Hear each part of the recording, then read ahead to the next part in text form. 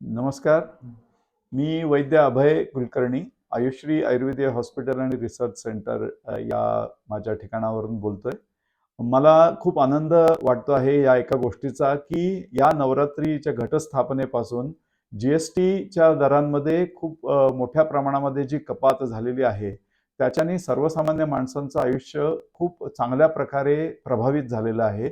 त्यांच्याकडे त्यांच्या रेग्युलर जो रोजचा खर्च आहे त्याच्यामध्ये मोठी बचत झालेली आहे.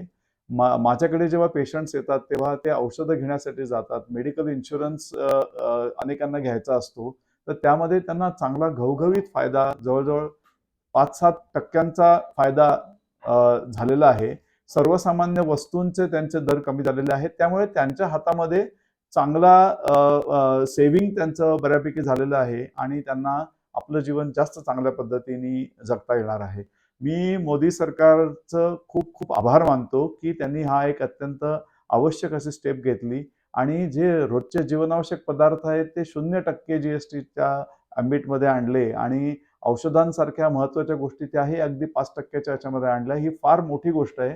रोज लागणाऱ्या गोष्टींसाठी या गोष्टी सर्वसामान्यांना रोज ज्याचा त्रास होत होता त्याच्यापासून त्यांची मुक्तता झाली आणि त्यांचं जीवन चांगल्या प्रकारे प्रभावित झालं. मी अभिनंदन करतो मोदी सरकार.